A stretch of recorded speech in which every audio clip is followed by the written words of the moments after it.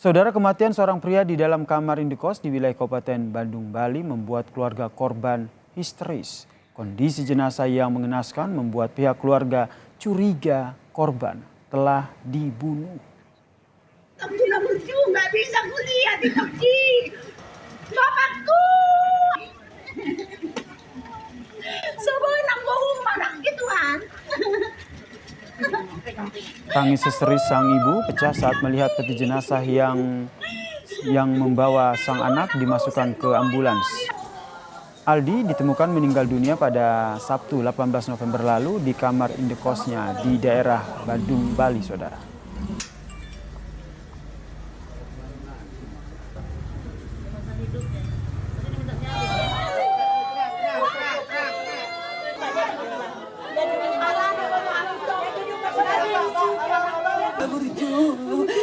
Saat tiba di rumah duka di wilayah Siborong-Borong, Tapanuli Utara, Sumatera Utara pada Rabu malam, saudara, keluarga pun kian histeris saat menyambut peti jenazah korban. Kondisi tubuh jenazah yang mengenaskan membuat pihak keluarga pun memutuskan untuk mengotopsi korban di Rumah Sakit Bayangkara Medan pada hari Senin kemarin. Selain keluarga menuding proses otopsi yang dipersulit, keluarga juga yakin sang anak menjadi korban pembunuhan. Keluarga korban meminta bantuan kepada Presiden Joko Widodo serta Kapolri untuk mendorong polisi mengungkap kasus kematian dari Aldi yang dianggap janggal.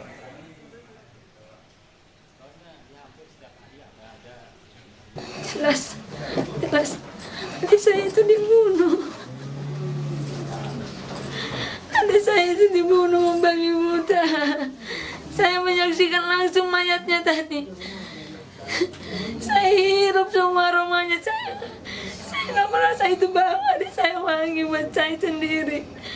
Saya melihat gimana hancurnya mayat adik saya. Biarpun sebenarnya saya nggak tega dari foto yang beredar di masyarakat. Saya beranikan diri untuk melihat. Saya pengen keadilan untuk keluarga kami. Nggak bisa kuliah di Turki.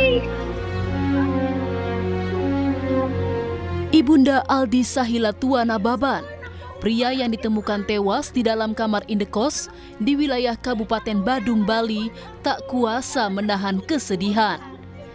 Ibundanya tak menyangka anak kesayangannya yang tengah menuntut ilmu di Bali justru pulang tinggal nama.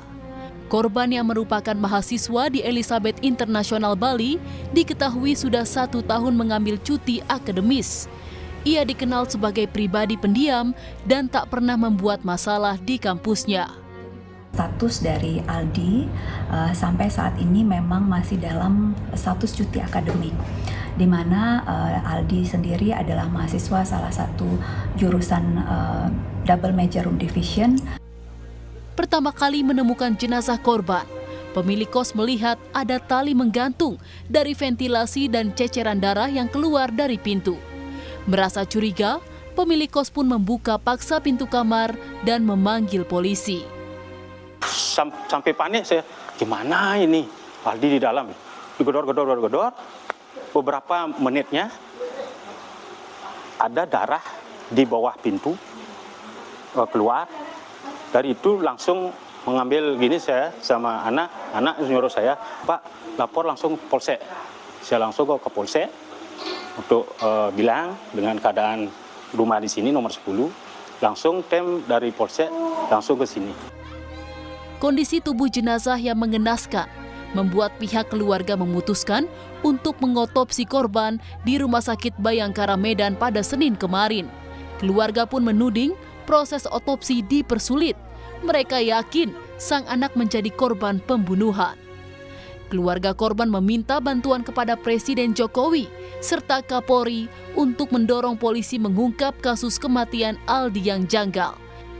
Tim Liputan Kompas TV. Lalu bagaimana update penyelidikan dari kasus ini? Kita tanyakan kepada jurnalis Kompas TV Desi Indah Lestari di Bali. Selamat malam Desi. Desi, jadi update dari polisi soal kasus ini bagaimana? Iya, selamat malam Yasir dan juga saudara. Berdasarkan informasi yang kami peroleh dari Kabid Humas Polda Bali tadi siang.